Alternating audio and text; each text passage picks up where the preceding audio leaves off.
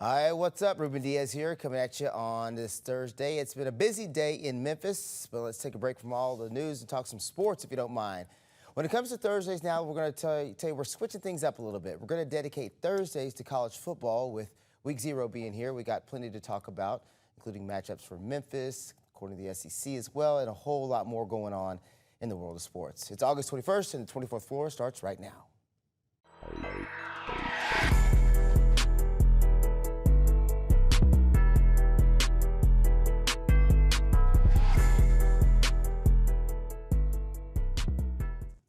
All right, joining me now is our producer extraordinaire, Richard Denson. Monday's show is pretty packed with a lot of different faces shuffling in and out, but you might want to get used to seeing Rich. He's going to be around.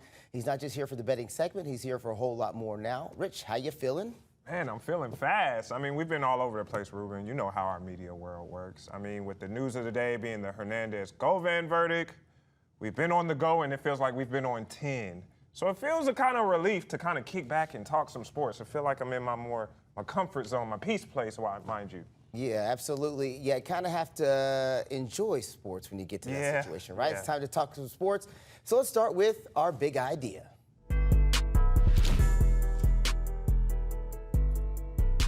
All right, here's the big idea. College football kicks off this weekend with Week 0, but Memphis fans are going to have to wait until the following Saturday. We're talking August 30th when the Tigers host Chattanooga. Coach Ryan Silverfield's roster taking shape. You got Nevada transfer Brendan Lewis as the starting quarterback. You got running backs that are all set now, and you got another Nevada transfer. This is Cortez Bram, who should be boosting up the receiving corps. Now, the coach also likes the depth he's got on the offensive line. On defense, you can expect transfers like Omarion Duke Cooper and Chauncey Logan Jr. at the corner spots. They'll also have strong rotation up front. Bottom line here, Memphis team looks like they're ready to roll.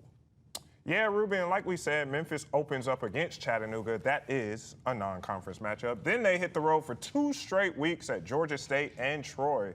After that, they host Arkansas on September 20th. And a win there, Ruben, could cement them in the top 25 if they're not there already. Now, beating an SEC team is no small feat, and we'll break down that a bit later. But let's take a look at our conference games and that's what really matters. And now it's the American Conference and not the AAC. So get used to calling it the American Conference, because me and many others, we still call it the AAC. September 27th, they start conference play at Florida Atlantic. October 4th, Tulsa comes to town, and that's the game that many have circled on their calendars, because, Tulsa. And then you would know a little bit about Tulsa being your background there. Covered Tulsa for about a decade. They're always perennially strong against certain matchups. There's games you're like, man, I wish they'd be more competitive. And then there's games you're like, they're going to come out strong. Exactly. And October 18th, you're talking about coming out strong. That is the Battle of the Bones, UAB, Birmingham. Birmingham-Memphis rivalry continues. And then on October 25th, South Florida rolls into Memphis after last year's 59-50 shootout. And on Halloween, it gets a little spooky. The Tigers face a tricky triple option at Rice. Let's keep it moving now. November 7th, Tulane's back for revenge after the Tigers spoiled their college football playoff hopes last season. Ruben, that's actually the game that they should circle on the calendar. I didn't mean to say Tulsa, but I know you probably circled the Tulsa game on your calendar. November 15th is East Carolina on the road, and November 27th, a big Thanksgiving rematch with Navy. Now, remember, Ruben, last season, Navy's quarterback went buck wild on the Tigers, putting up more than 400 yards in a dominant victory. So, tough schedule, big games. Memphis fans have plenty to watch. Yeah, so last year, Memphis went on a really nice run, right? Beat Florida State. Yeah, and you thought, okay, here we go.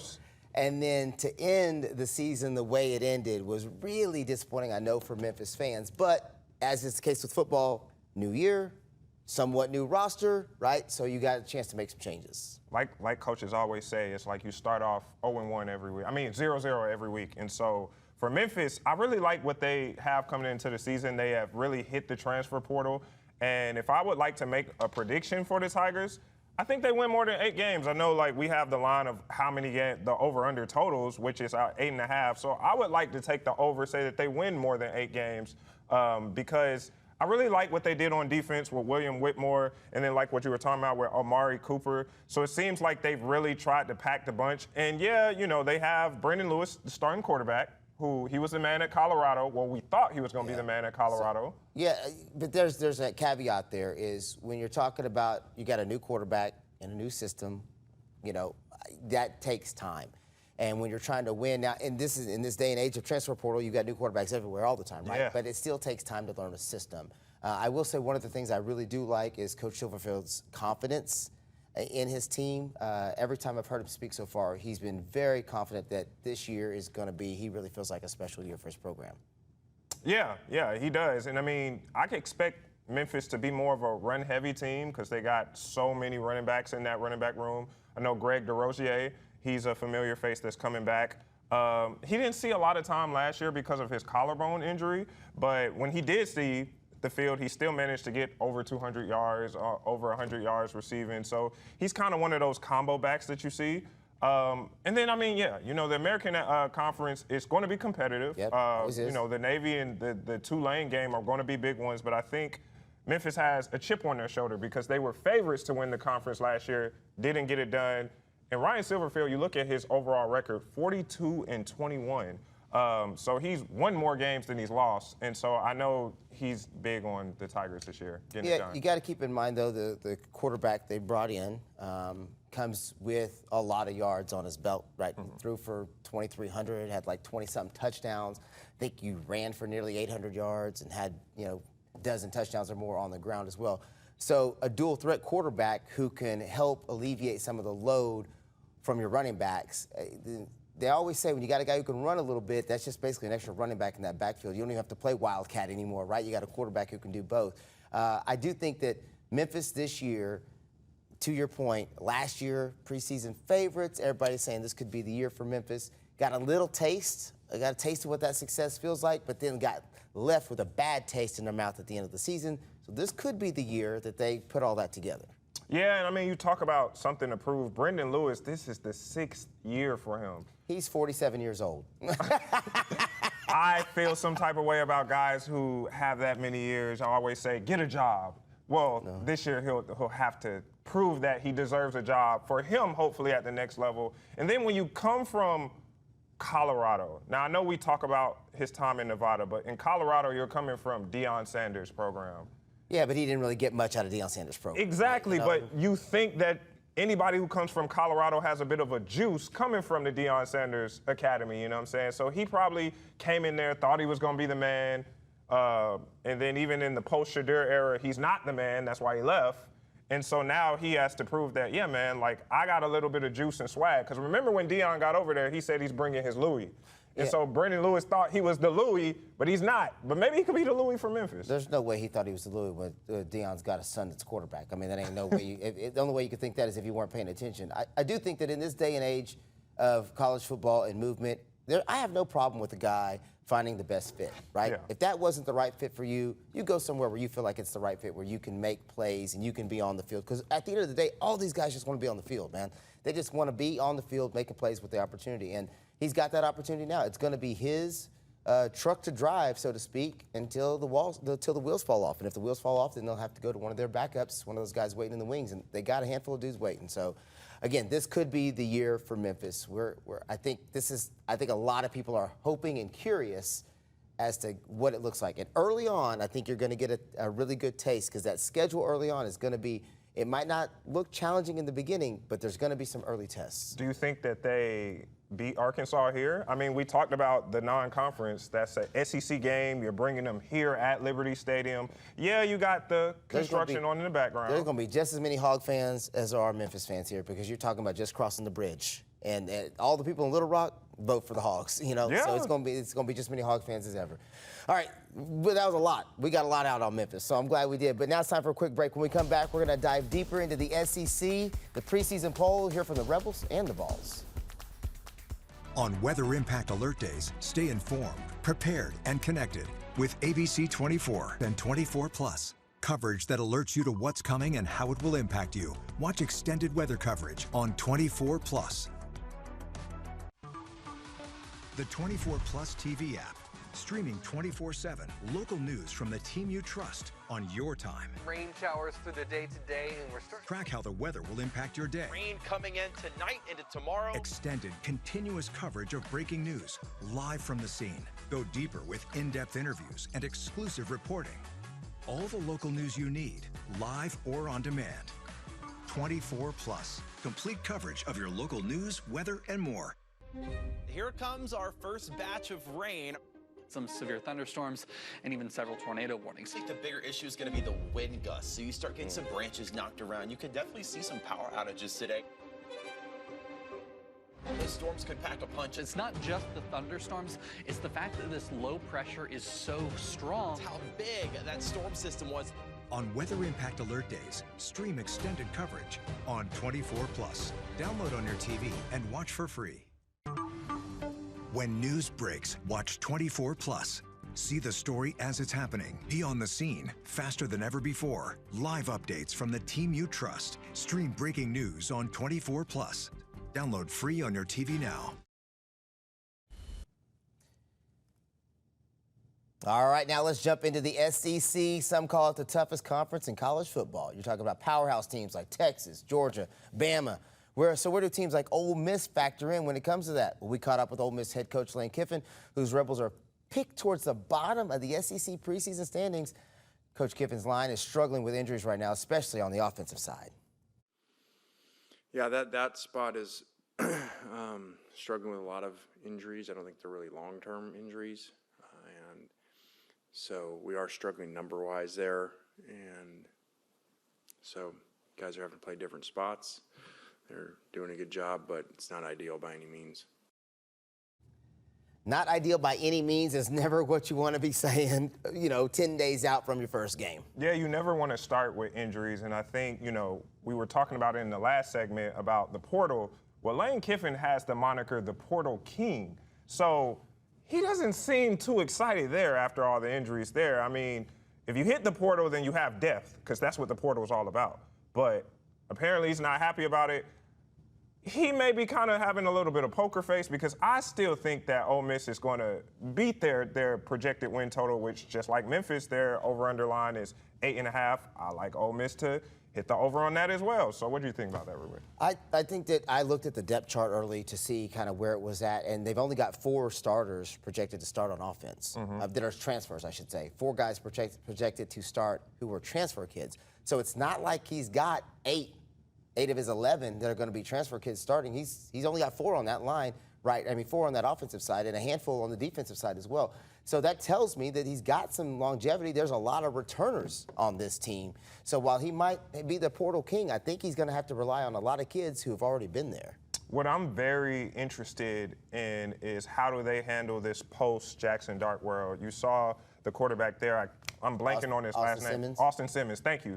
I'm really intrigued to see what he does, because every time you have a really good quarterback leave to go to the NFL, whether you saw at LSU and Joe Burrow left, we're going to see what happens in Colorado with Shadur Sanders leaving. We're going to see it in Miami with Cam Ward.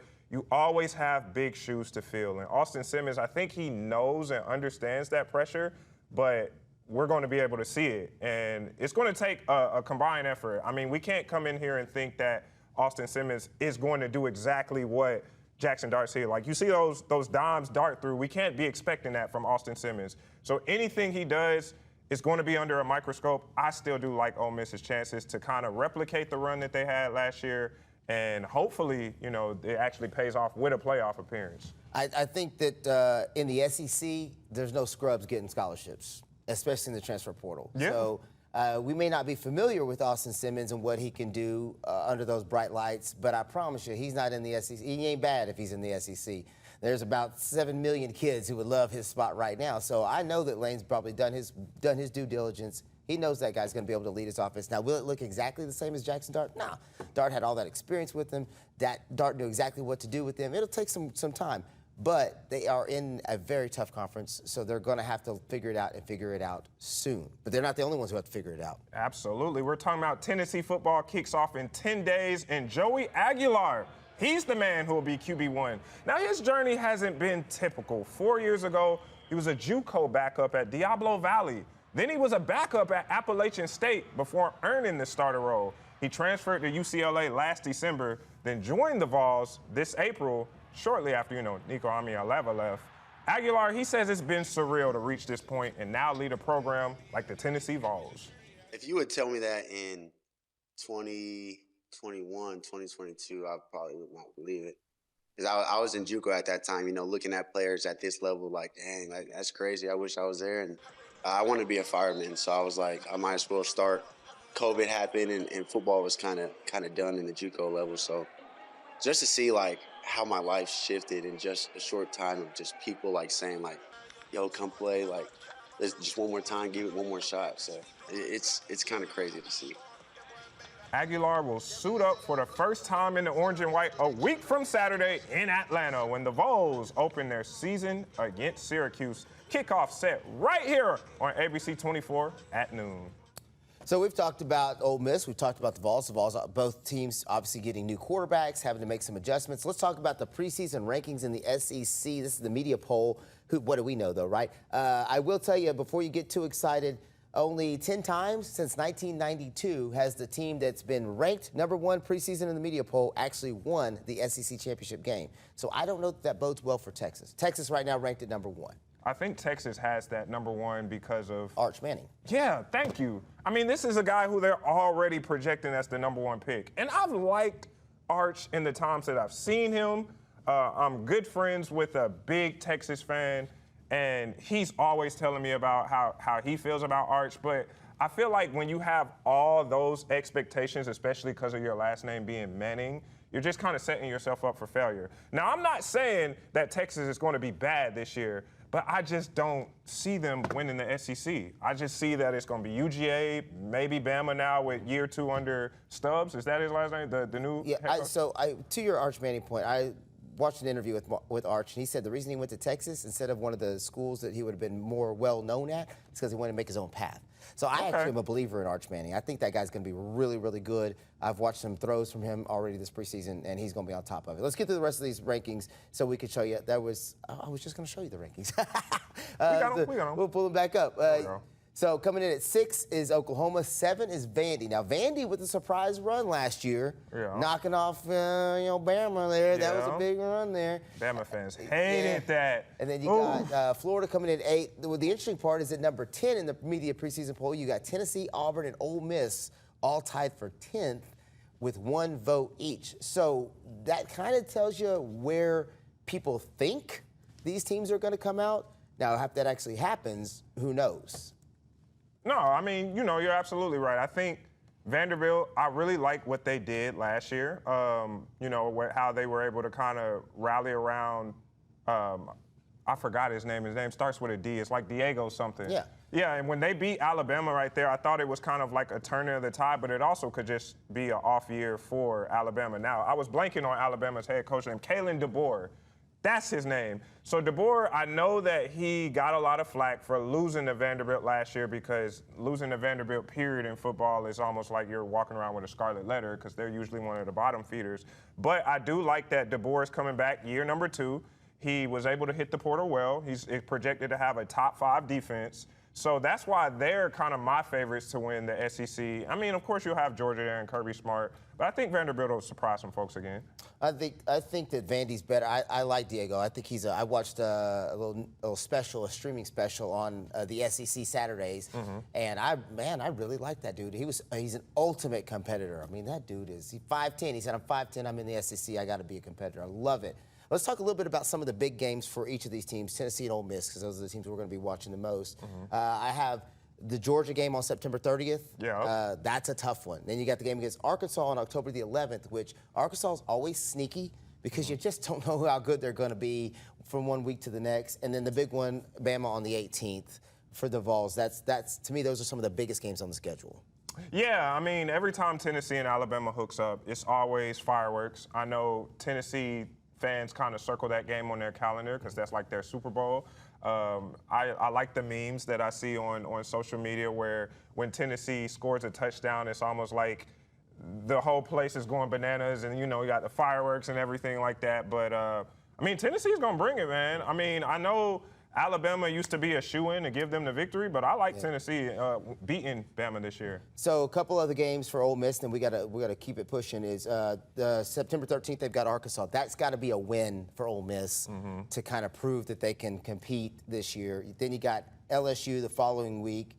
at Georgia on October the 18th. That's a tough one on the road. And then, of course, you got the Egg Bowl at the end. And that one can always go either way because of the rivalry part of it. So a lot of tough games. Obviously, you're in the SEC. Every game's tough, but some key games to keep an eye on if you are fans of either of those teams. Speaking of SEC games, just want to make sure you know that we are the place to be when you want to watch SEC football. We're the home for the SEC. In fact, opening weekend, we've got you covered. That whole day, you're planned out. Here's what you need to know. You got Tennessee and Syracuse. That game is going to be in Atlanta, right? And then you got Alabama at Florida State. That's a 2:30 game. And then at 6:30, it's going to be LSU at Clemson. That's the nightcap game. So really, literally, you don't have to get off the couch all morning long, all day long. Just pop some popcorn, make some Hot Pockets, whatever it is you do to watch football. We got you covered. LSU, Clemson, Dabo. All right, here we go. Time for another quick break. When we come back, though, it's time to place your bets. Well, maybe not just yet. After the break, I'll drop more knowledge on you about how to pick that winner. On Weather Impact Alert Days, stay informed, prepared, and connected with ABC 24 and 24 Plus. Coverage that alerts you to what's coming and how it will impact you. Watch extended weather coverage on 24 Plus. The 24 Plus TV app, streaming 24/7 local news from the team you trust on your time. Rain showers through the day today, and we're starting. Track how the weather will impact your day. Rain coming in tonight into tomorrow. Extended, continuous coverage of breaking news, live from the scene. Go deeper with in-depth interviews and exclusive reporting. All the local news you need, live or on demand. 24 Plus, complete coverage of your local news, weather, and more. Here comes our first batch of rain. Some severe thunderstorms and even several tornado warnings. I think the bigger issue is going to be the wind gusts. So you start getting some branches knocked around. You could definitely see some power outages today. Those storms could pack a punch. It's not just the thunderstorms, it's the fact that this low pressure is so strong. That's how big that storm system was. On Weather Impact Alert Days, stream extended coverage on 24 Plus. Download on your TV and watch for free. When news breaks, watch 24 Plus. See the story as it's happening. Be on the scene faster than ever before. Live updates from the team you trust. Stream breaking news on 24 Plus. Download free on your TV now. What up, and welcome to the 901 betting segment. Think of this as sports betting for dummies right here in Memphis. Now, a quick reminder before we begin, if gambling ever becomes a problem for you, hit that hotline, the Tennessee Gambling Hotline at 800-889-9789. Now, today we're breaking down how to read odds and the difference between what the public is betting versus what the sharps are doing. Now, let's start with the odds. Here in the U.S., you'll mostly see money line odds like plus 200 or minus 150. Here's the simple way to read them. Positive numbers like plus 200 show how much you'd win if you bet $100. So $100 at plus 200, that would win you $200. Negative numbers like minus 150, they show how much you need to bet to win $100. So stay with me here. If you bet $150 at minus 150 odds, you only could win $100. So think of it like this. The bigger the number, the bigger the risk. And the bigger the payout, well, I hope that's easy for you. Now let's keep on going. Let's move on to public versus the sharps. The public bets on the popular teams. Think the big names like Alabama, like what we were talking about. Favorites. The sharps, well, they bet smart, looking at numbers, trends, and they often take the opposite side of public money. I'm more of a sharp guy. But in other words, if everyone in Memphis is all in on one team, that might actually be the time to look for value elsewhere. Now let's move on to a fun one, and that is my favorite, a future bet. My future bet for today is Nico Collins of the Houston Texans. The wide receiver, I got him scoring more than 7 touchdowns this regular season. Now this is why Memphis fans should notice. Collins is a top target in a pass-heavy offense led by quarterback C.J. Stroud, especially near the end zone. Stroud likes to look for him. He's talented. He's getting more opportunities. Now you don't have Stephon Diggs playing there as he's moved on, and Tank Dell is still injured, so it could surprise plenty of people. Now, I can't give you the exact odds because they vary by your sports book, but you just look for Nico Collins, bet the over. I think that's smart without going overboard, no pun intended. So to recap, I say know your odds. Watch the public versus sharp bets, and future bets like Collins touchdowns are worth keeping an eye on. And again, if gambling ever becomes a problem, hit that hotline. It is 800-889-9789. And we always got to say, this segment is for entertainment purposes only. We are not responsible for any wins, losses, or decisions you make related to betting. Bet responsibly, people. Time for a quick break. We're back after this. On Weather Impact Alert Days, stay informed, prepared, and connected with ABC 24 and 24 Plus. Coverage that alerts you to what's coming and how it will impact you. Watch extended weather coverage on 24 Plus. The 24 Plus TV app, streaming 24/7 local news from the team you trust on your time. Rain showers through the day today, and we're starting. Track how the weather will impact your day. Rain coming in tonight into tomorrow. Extended, continuous coverage of breaking news, live from the scene. Go deeper with in-depth interviews and exclusive reporting. All the local news you need, live or on demand. 24 Plus, complete coverage of your local news, weather, and more. Here comes our first batch of rain. Some severe thunderstorms and even several tornado warnings. I think the bigger issue is going to be the wind gusts. So you start getting some branches knocked around. You could definitely see some power outages today. Those storms could pack a punch. It's not just the thunderstorms, it's the fact that this low pressure is so strong. How big that storm system was. On Weather Impact Alert Days, stream extended coverage on 24 Plus. Download on your TV and watch for free. When news breaks, watch 24 Plus. See the story as it's happening. Be on the scene faster than ever before. Live updates from the team you trust. Stream breaking news on 24 Plus. Download free on your TV now. The whole staff for when I was shooting. Oh, look, he signed the paperwork. Hold on, let me get in here. He's signing the paperwork. This is meaning I can do whatever I want with this footage I want to do. Sign that paperwork right. All right, the best thing I saw is this. We're talking about the beef with rapper Cameron and actor Omar Gooding. It all started when Cameron called Omar Gooding Jr., which Cameron claims was just an accident. Obviously, his brother is Cuba Gooding Jr.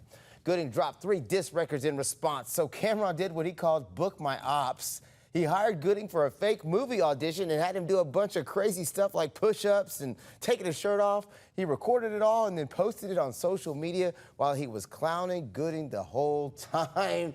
He paid him like $2,500 or something to do it. And that, my good sirs, is how you get back at people. I feel like Cameron and Mace are always getting into it with somebody. They always got beef with somebody. I remember like earlier this year they had beef with Anthony Edwards. So now they got beef with Omar Gooding, which that was my guy. I used to love watching him on Smart Guy. To be fair, Omar kind of started. He said he called him Omar Gooding Jr., which is a slip of the tongue. People do that all the time because who his brother is. Yeah. Then Gooding came out and dropped 3 diss records on him.